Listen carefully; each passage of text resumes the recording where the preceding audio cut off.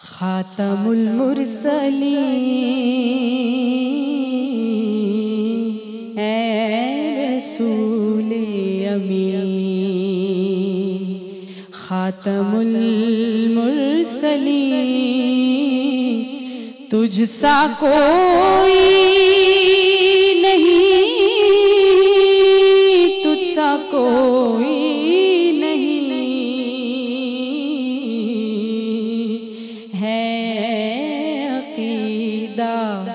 یہ اپنا بس صدق و یقین کہ تجھ سا کوئی نہیں، تجھ سا کوئی نہیں، اے رسول امین۔ بزم کونین پہلے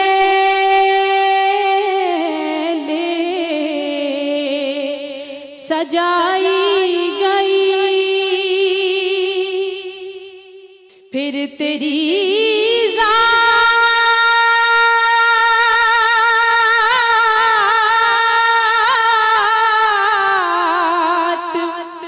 منظر پہ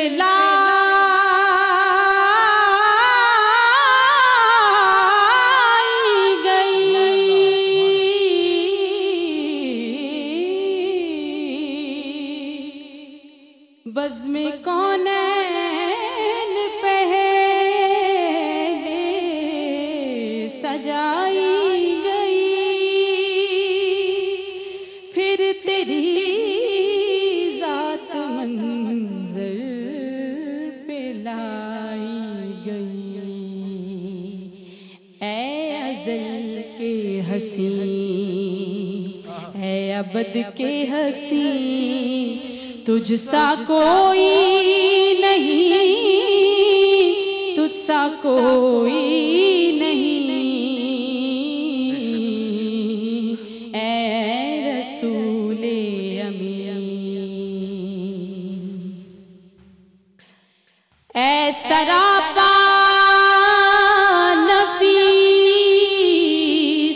انفس دو جہاں، سرور سروران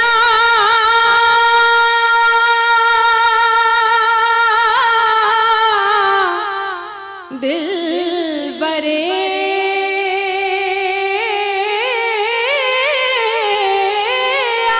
عاشقان،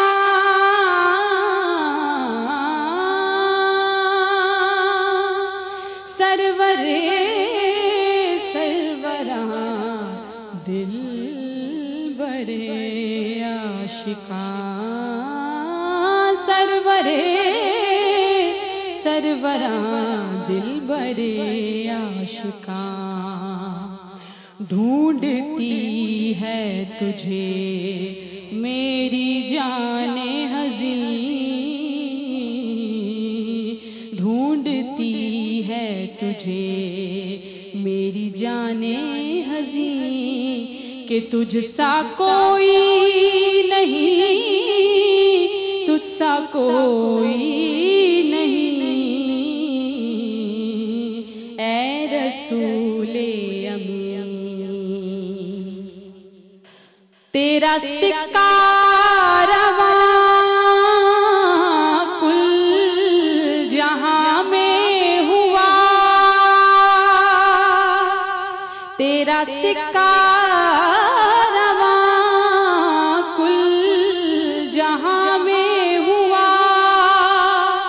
اس زمین میں ہوا،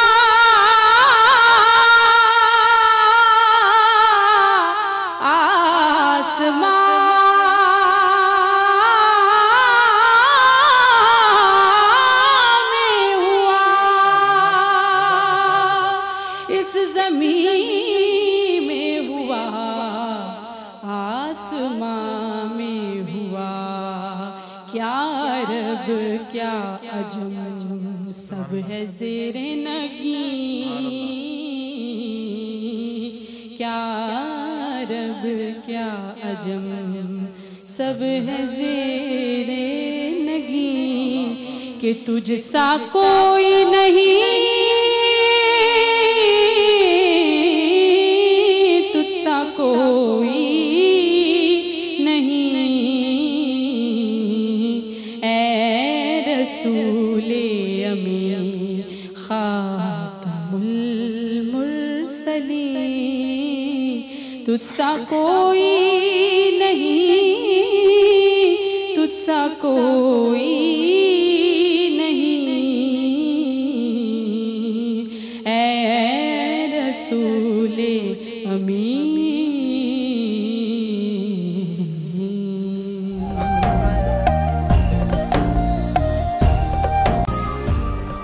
اگر آپ اجازت دیں تو میں چند آیتیں اور پڑھ کر، یوں تو قرآن مجید ہمارا ایمان ہے، فیت ہے، بلیف ہے، الحمد کے الف لام سے لے کر والناس کی سین تک، جہاں اللہ کی توحید، اس کی صفات اور اس کی قدرت و ندرت، اس کی وحید و توحید بیان کرتا ہے، وہیں نبی کی شان کو بھی بیان کرتا ہے۔ اس میں تو کوئی شک ہی نہیں، لیکن سوال جو میں نے کیا تھا میں اس طرف آتا ہوں۔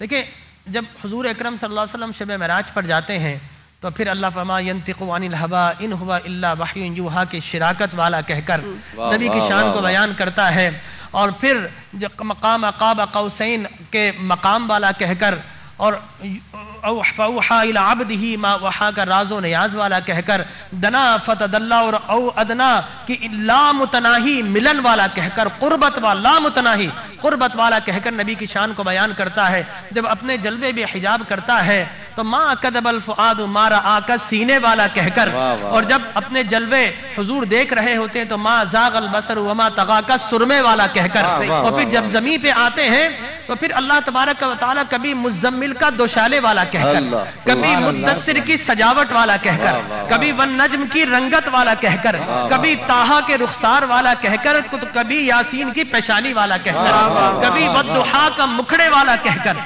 کبھی والضحیٰ کا مکھڑے والا کہہ کر، تو کبھی واللیل کی زلفوں والا کہہ کر۔ اللہ فرماتا میں نبی کی شان کو بیان کیا، یقین نہیں آ رہا تو تم بھی قسمیں، میں پاک ہوں قسم اٹھانے سے، لیکن میں بھی قسم ارشاد فرماتا ہوں لعمرو کہہ کر نبی کی پوری حیات مقدسہ، نور سے لے کر میلاد، میلاد سے لے کر مقام محمود تک پوری نبی کی زندگی یہ قسم ارشاد فرماتا ہے۔ لا اقسم بہذا البلد کہہ کر نبی کے شہر ولادت کی قسم ارشاد فرماتا ہے، والفجر کہہ کر وقت ولادت کی قسم ارشاد فرماتا ہے، اور پھر ووالد کہہ کر نبی کے سارے آباء و اجداد کی قسم ارشاد فرماتا ہے، اور وما بلد کہہ کر نبی کے خاص میلاد کی قسم ارشاد فرماتا ہے۔ بہت خوبصورت، ماشاءاللہ۔ یہ ریحان بھائی یہ کیا تھا یہ جو آپ نے ابھی پیش کیا؟ یہ تو بہت حقیر سا تحفہ ہے میری طرف سے، نذرانہ۔ انہوں نے جو نعت بیان کی ہے نا اس کا تو یہ کچھ بھی نہیں ہے، یعنی قرآن جو بیان کر رہا ہے سبحان اللہ۔ لوگ ہم جب نعت پڑھ رہے ہوتے ہیں ہمیں نظر پیش کرتے ہیں تو ہم کیا بیان کریں گے جو انہوں نے بیان کر دیا ماشاءاللہ۔ دیکھیں میں آپ سے عرض کروں کہ میری 30 سالہ زندگی میں یہ پہلے ثنا خواہ ہیں جنہوں نے کسی کو نذرانہ دیا ماشاءاللہ۔ یہ ایک ابتدا ہو گئی ہے۔ اچھا مولانا صاحب کی طرف یہ سوال لے کے جانا چاہوں گی۔ مولانا صاحب، ڈاکٹر صاحب جتنا فصیح البیان، اب تو اور بھی زیادہ ڈر لگنے لگ پڑا ہے، جو پہلے تھوڑی بہت کسر تھی کہ شاید کو ٹوٹا پھوٹا جواب دے دیں گے، اب جب اتنا جواب دینے والے لوگ موجود ہوں گے تو پھر ہمارا کیا بنے گا جب ہم سے پوچھا جائے گا کہ اس شخص کے بارے میں جس کا نام محمد صلی اللہ علیہ وسلم ہے تو دنیا میں کیا کہتا رہا، تو کیا جواب دینا، اور کیوں مشکل ہو جائے گا اتنا آسان سا سوال؟ بسم اللہ الرحمن الرحیم، الحمد للہ والصلاۃ علی اہلہا۔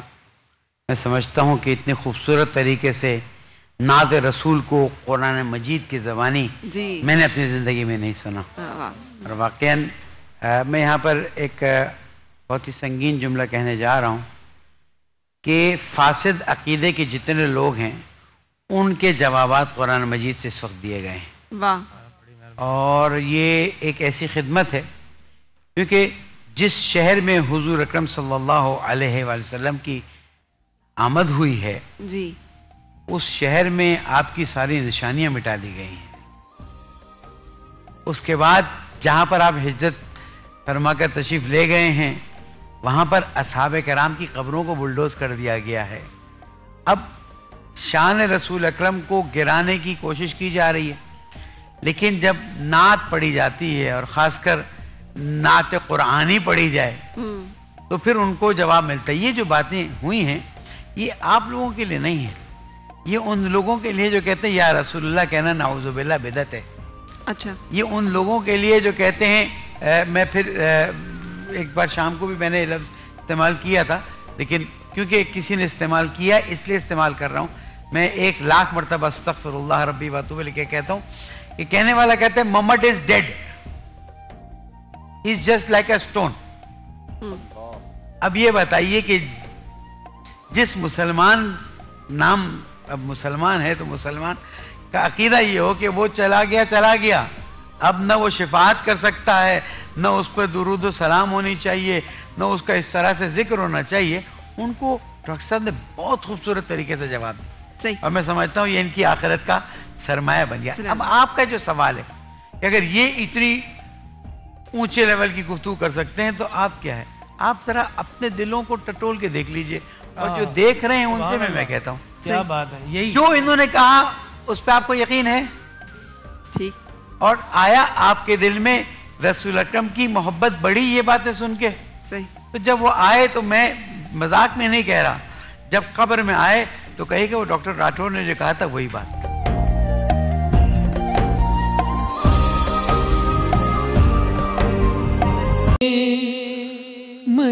منظور دعا کرنا اے سبز گنبد والے،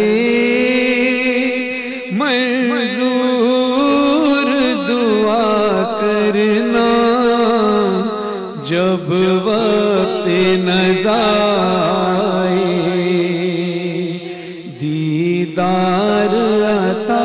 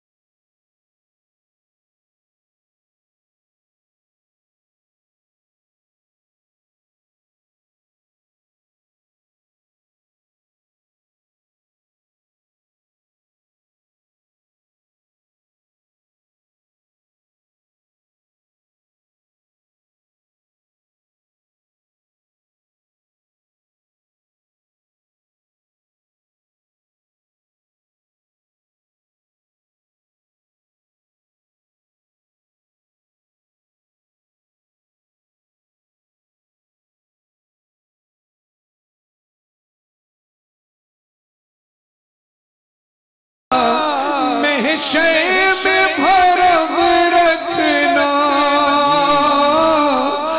رسوائے زمانہ ہوں، دامن میں چھپا لینا،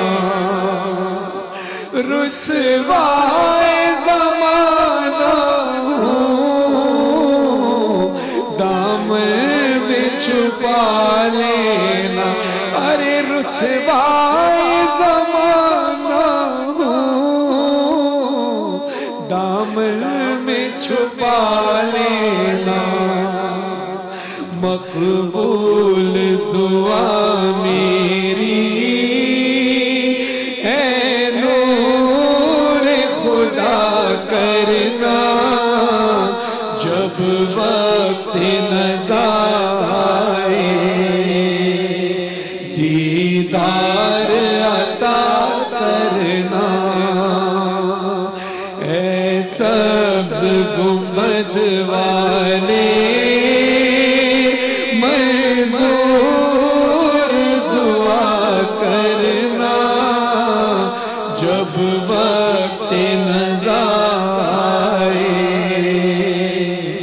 دیدار عطا کرنا.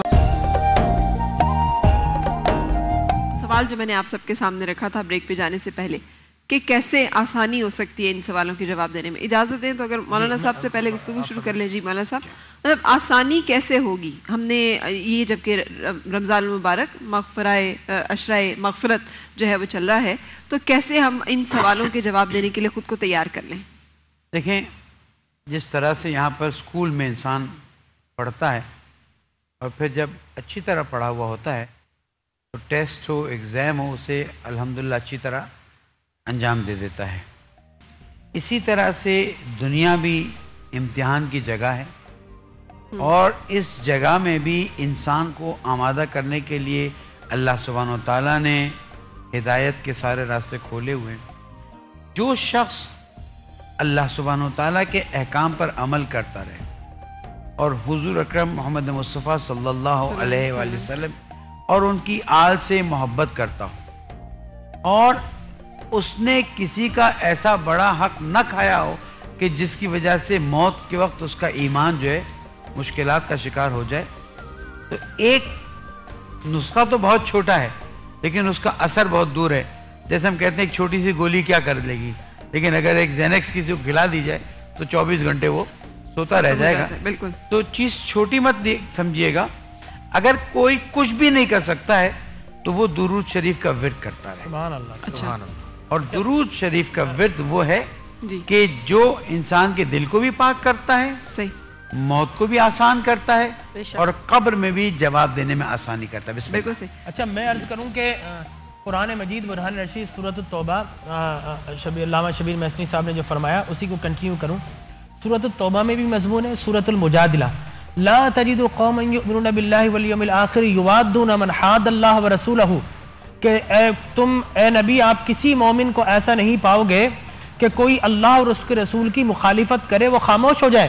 یوادون من حاد اللہ ورسولہ ولو کانوا آباءہم، چاہے اس کے باپ ہو، ابناہم چاہے اس کے بیٹا ہو، اخوانہم چاہے اس کے بھائی ہو، وعشیرتہم چاہے اس کے رشتہ دار ہو، اولئک کتب فی قلوبہم الایمان، یہی وہ لوگ ہیں کہ جن کے دلوں میں اللہ نے ایمان کو رکھ دیا ہے. وأیدہم بروح منہ ویدخلہم، اور جب ان کی روحوں کو نکالا جائے گا، ویدخلہم جنات تجری من تحتہا الانہار، تو ان کو جنت میں داخل کیا جائے گا، خالدین فیہا، وہاں پر ہمیشہ رہیں گے. اور قل ان کان آباؤکم وابناؤکم واخوانکم وازواجکم وعشیرتکم واموال اقترفتموها وتجارۃ کسادها ومساکن ترضونها احب الیکم من اللہ ورسولہ، کہ اپنے جان، مال، اعزا، اقربا، اپنا کاروبار، اپنا وطن، اپنا ملک، سب سے بڑھ کر جب تک اللہ رسول کی محبت نہیں ہوگی تو اللہ تبارک و تعالی نے فرمایا آخر میں جا کر کے وہ فاسقین ہوں گے.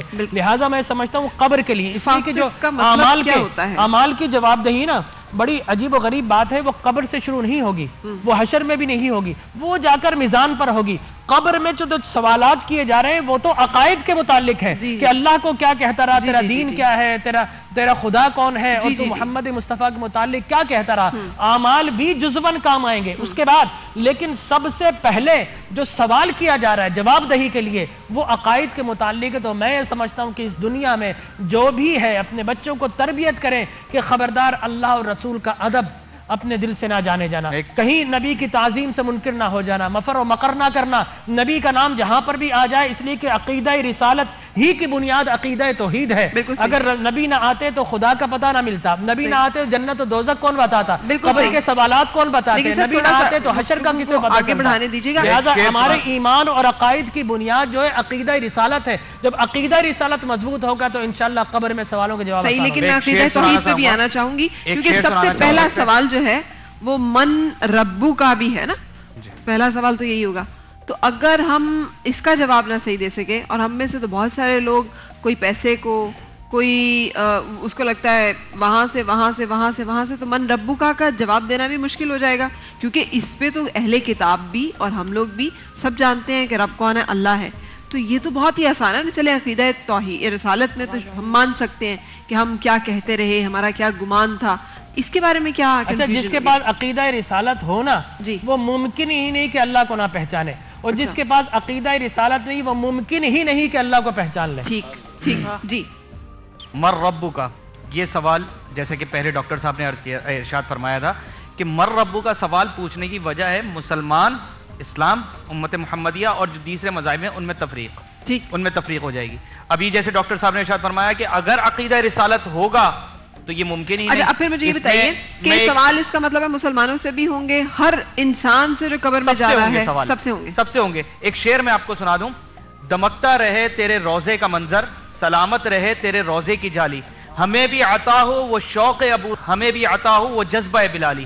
شوق ابو ذر اور جذبہ بلالی یہ دو چیزیں ہیں، یہ اگر ہمارے زندگیوں میں آ جائیں تو مر ربو کا جواب بھی آ جائے گا، ما دینوں کا جواب بھی آ جائے گا، اور مر رسولوں کا. اچھا یہ رسول پاک صلی اللہ علیہ وسلم سے حضرت ابو درداء نے پوچھا کہ میری قبر کے سوال آسان کیسے ہو سکتے ہیں، تو آپ صلی اللہ علیہ وسلم نے فرمایا تو دین پر ثابت قدم رہ، آسانی ہو جائے گی. حضرت سعید ابو خدری رضی اللہ تعالیٰ عنہ یہ سوال کر رہے ہیں یہی کہ قبر کے سوال آسان کیسے ہوں گے، تو آپ نے فرمایا کلمہ شہادت کو پکڑ لو، قبر کے سوال جو ہے وہ آسان ہو جائیں گے.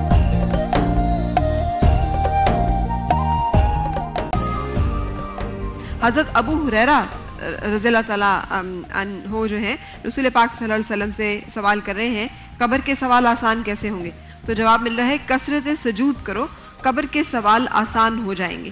یہ امام سیوطی کی شرح الصدور سے میں نے حدیث جو ہے وہ آپ کے سامنے نقل کی ہے. اب ہمیں ایک قاعدہ اور ایک قانون تو پتہ چل رہا ہے، لیکن جیسے میں نے پہلے ہی شروع میں بتایا تھا کہ کچھ لوگ ہیں جن کو کہ جو بڑی جن کے جواب جن سے سوال ہی نہیں کیے جائیں گے، جیسے شہید. اب شہادت کی موت تو بہت ساری ہیں، شہادت کے بہت سارے درجات ہیں. اعلیٰ ترین تو اللہ کی راہ میں جہاد کرتے ہوئے لیکن طالب علم بھی شہید ہے. جو عورت زچگی کے دوران جس کی وفات ہو جائے اس کا بھی شہادت کا ایک درجہ ہے. جو گھر والوں کے لیے مال رزق کمانے کے لیے نکلا اور راستے میں کسی نہ کسی ایکسیڈنٹ کا یا حادثے کا شکار ہو گیا وہ بھی شہید ہے. تو کیا ان میں سے ان سب درجات میں فال کرنے والا جو شہید ہے اس سے سوال نہیں ہوگا؟ نہیں، یہاں شہید کا جو تذکرہ ہے وہ شہید وہ ہے جو اعلیٰ کلمت اللہ کے لیے میدان جنگ میں گیا اور زندہ واپس نہیں آیا. اچھا، جس کے بارے میں اللہ رب العزت قرآن کریم میں فرما رہے ہیں کہ ان اللہ اشتری من المؤمنین انفسهم واموالهم بان لهم الجنہ.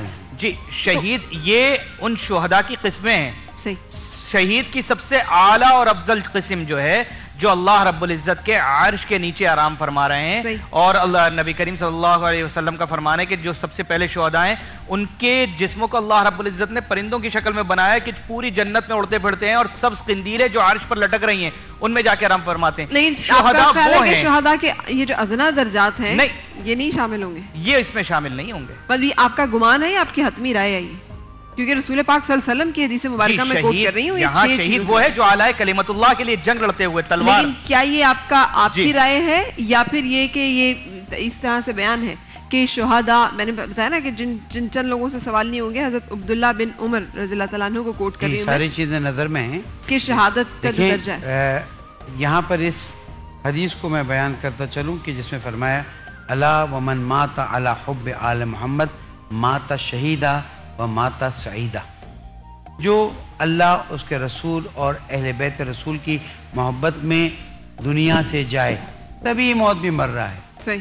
اب اس کو شہادت کا درجہ دیا جا رہا ہے اس لیے کہ وہ طبیعی زندگی گزارتے ہوئے بھی اللہ اور رسول و آل رسول کا نام لینا بہت مشکل کام ہے. صحیح. اچھا اگلا بالکل اگلا جو سوال ہے، میں چونکہ ٹائم کم ہے میں زیادہ سے زیادہ نقطوں کو یہاں اپنے دیکھنے والوں تک پہنچانا چاہ رہی ہوں. سورہ ملک کی تلاوت کرنے والا آپ صلی اللہ علیہ وسلم تہجد میں کوئی تہجد کی نماز ایسی نہیں تھی جس میں سورہ ملک اور سورہ حامیم سجدہ کی تلاوت جو ہے وہ نہیں فرماتے تھے. اور سورہ ملک کے بارے میں تو یہ کہ ایک پروں کے ساتھ یہ آئے گی اور ڈھانپ لے گی اس شخص کو کہ جس کے جو روکے گی کہ عذاب کو. اور میں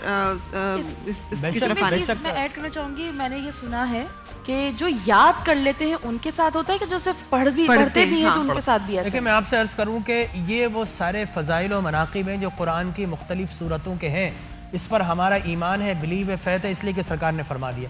لیکن اس سے بھی پہلے جو بنیاد ہے عقیدہ، جی وہ عقیدہ آپ کا اچھا ہونا چاہیے. آپ کی عقیدے سے مراد ہے آپ کی بنیاد اچھی ہوگی تو آپ کی بلڈنگ مضبوط ہوگی اور اس کے سارے پینٹس ہے، شینڈلیئر ہے، سب آپ کو اچھے لگیں گے. لیکن اگر بنیاد ویک ہے اور اس کے بعد عمارت کھڑی کر دے تو کبھی نہ کبھی گر جاتی ہے. لہٰذا عقیدہ بنیادی چیز ہے.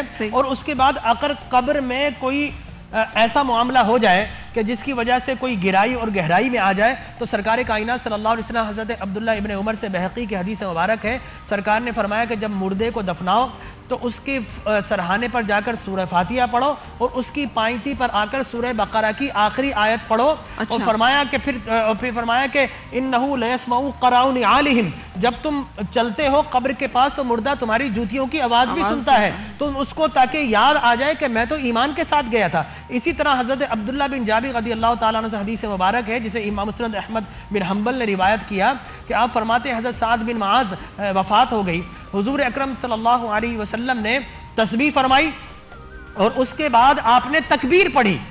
آپ نے فرمایا کہ اس اللہ کے بندے کی قبر تنگ ہو گئی تھی، تکبیر پڑھنے سے اللہ تبارک و تعالی نے راحت عطا فرما دی.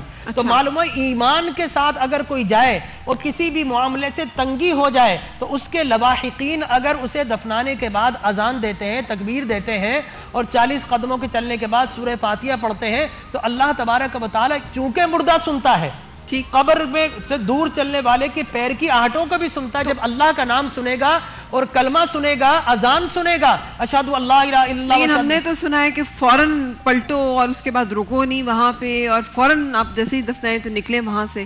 ہاں تو یہی ہے نا مقصد، دفنا کر نکل گئے. فوراً سے مراد یہ ہے کہ اس کو دفنانے کے بعد اگر کوئی قرآن پڑھنا چاہتا ہے پڑھ سکتا ہے، لیکن جب سب چلے جائیں تو کوئی ایک آدمی کھڑے ہو کر، یہ میں آپ کو حدیث مبارک بتا رہا ہوں، یہ کوئی برہ صغیر کی ایجاد، کیونکہ ہمارے یہاں تو روایت ہے نکلو فوراً نکلو فوراً نکلو، یہ ایجاد کوئی چیز نہیں ہے. یہ سرکار دو عالم صلی اللہ علیہ وسلم کی بہقی کی اور مسند احمد کی بتا رہا ہوں. خود سرکار کائنات صلی اللہ علیہ وسلم نے سعد بن معاذ کی کہا کہ قبر تنگ ہو گئی تو آپ نے تسبیح کی اور پھر اس کے بعد آپ نے وہاں پر تکبیر فرمائی. ڈاکٹر صاحب وہ جو روایات ہے اس کا مطلب کہ جی پیچھے مڑ کے نہیں دیکھنا، آپ نے دفنا دیا بس نکلیں قبر سے. ایسا کوئی کنسپٹ نہیں کہ پیچھے مڑ کر دیکھنے والا کوئی پتھر ہو جائے گا، ایسا کوئی کنسپٹ نہیں. آپ پیچھے مڑ کر آگے باگے دائیں سب. اصل مقصود یہ ہے کہ وہاں پر کھڑے ہو کر جب ہم اذان دیں گے تو چونکہ مردہ چلنے والوں کی آہٹ بھی سنتا ہے، جب اللہ کا نام سنے گا، رسول کا نام سنے گا تو پھر اسے یاد آ جائے گا کہ میں تو ایمان کے حالت میں. اس لیے کہ وہ جو حیات برزخ میں گیا ہے وہ مخصوص حالات میں ہے، وہ خود کچھ نہیں کہہ سکتا لیکن وہ اتنا سنتا ہے. حضور نے جب بدر کے کنویں پر جب آپ نے فرمایا، ان سے خطاب کیا، حضرت عمر نے کہا یا رسول اللہ سنتے ہیں؟ فرمایا کہ ہاں یہ سنتے ہیں عمر، تم نہیں سن سکتے، یہ سارا سن سکتے ہیں.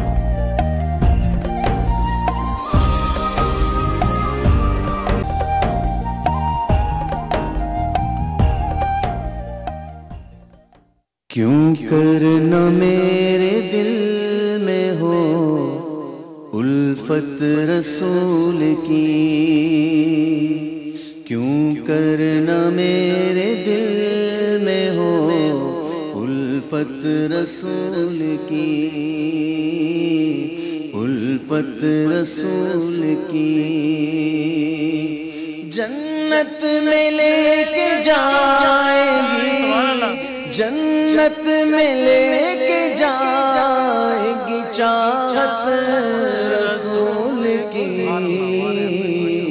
جنت میں لے کے جائے گی چاہت رسول کی.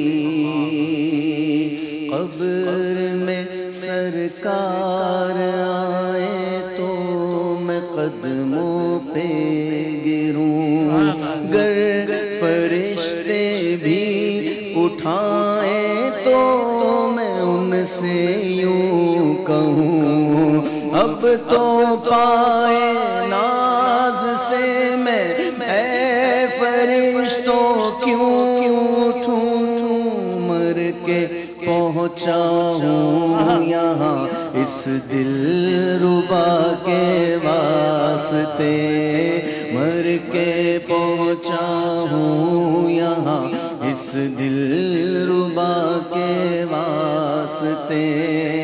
تڑپا کے ان کے قدموں میں مجھ کو گرا دے شوق، جس وقت ہو لحد میں، جس وقت ہو لحد میں زیارت رسول کی،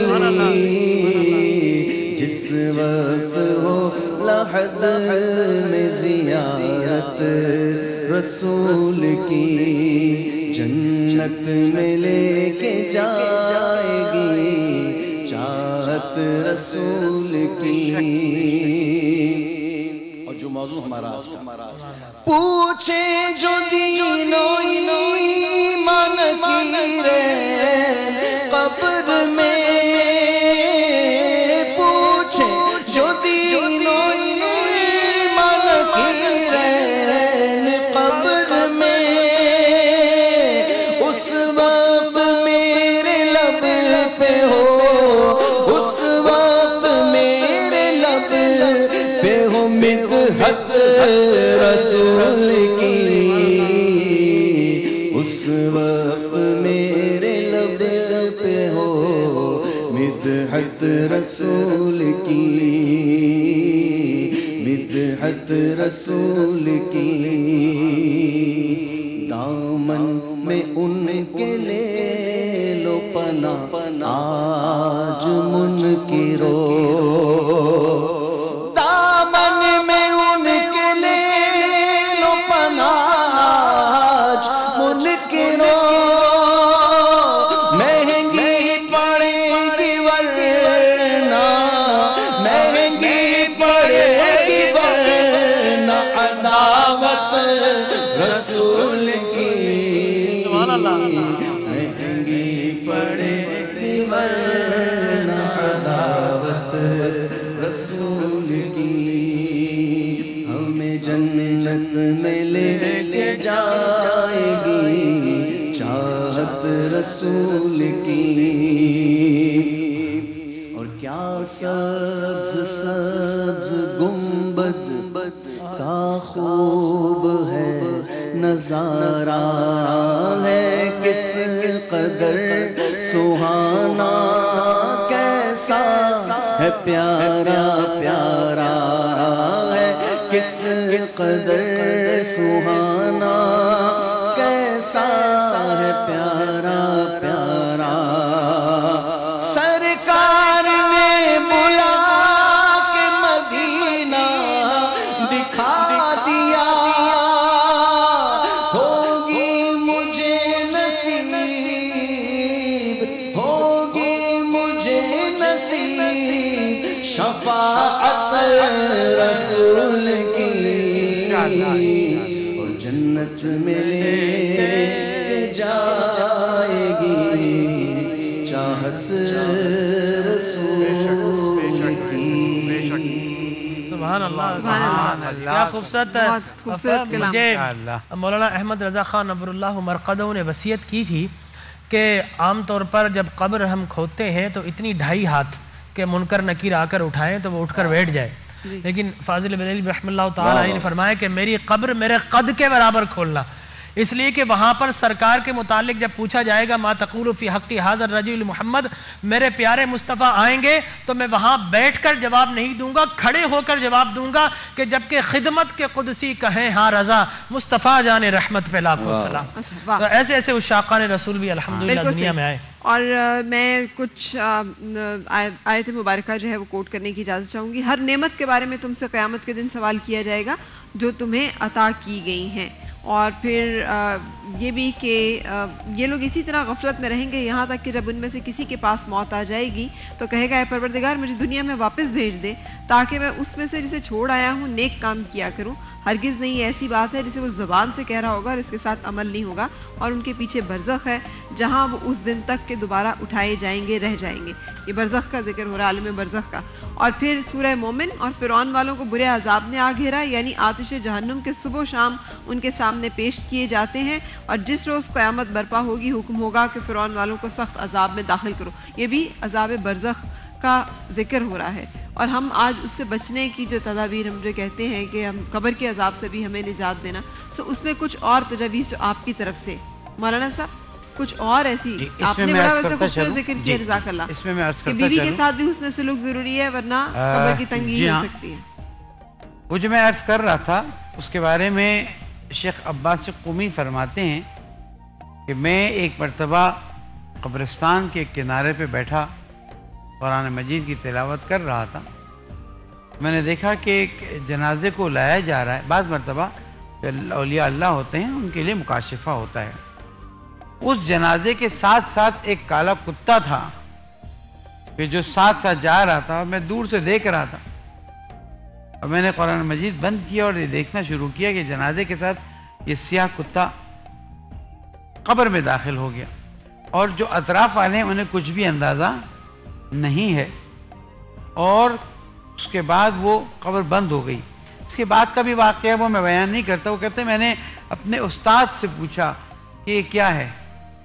کہا انسان کے ساتھ اس کے اخلاق قبر میں جاتے ہیں، اگر اچھے اخلاق ہوں تو ایک سفید نورانی شخصیت کی طرح جاتے ہیں، اور اگر برے اخلاق ہوں تو اس طرح کی چیز ہے، جاؤ جا کے دیکھو کہ وہ اپنے گھر والوں کے ساتھ کس طرح کا عمل انجام دے رہا تھا۔ تو یہ بے شک اس میں کوئی شک نہیں ہے کہ اپنے بیوی اور بچوں کے ساتھ اچھا برتاؤ کرنا ضروری ہے، لیکن یہ چیز ہر مومن کے ساتھ، ہر مسلمان کے ساتھ، بیوی کو شوہر کے ساتھ، اولاد کو والدین کے ساتھ، والدین کو بچوں کے ساتھ، حسن خلق قبر میں انسان کے لیے آرام اور سکون کا باعث بنتا ہے، اور سوء خلق قبر میں اس طرح کی صورت لاتا ہے۔ لیکن قبر کی آسانی کے لیے ایک چیز عرض کرتا ضرور، جیسے آپ نے بھی ایک اشارہ کیا تھا وقفے سے پہلے پھر اذان ہوئی، اس میں یہ تھا کہ اگر کوئی شب جمعہ انتقال کر جائے یا کسی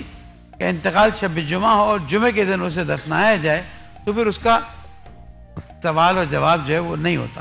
اچھا، یہ ان لوگوں کے لیے ہے کہ جو ایمان پر مرے ہوں، یہ بار بار تکرار کرنا ضروری ہے، اور اسی لیے ایک دعا جو معصوم سے منسوب ہے، اس دعا کا جملہ ہے رب اعوذ بک من العدیلۃ عند الموت، پالنے والے میں تجھ سے پناہ مانگتا ہوں اس بات سے کہ موت کے وقت میں اپنے عقیدے سے عدول کر جاؤں۔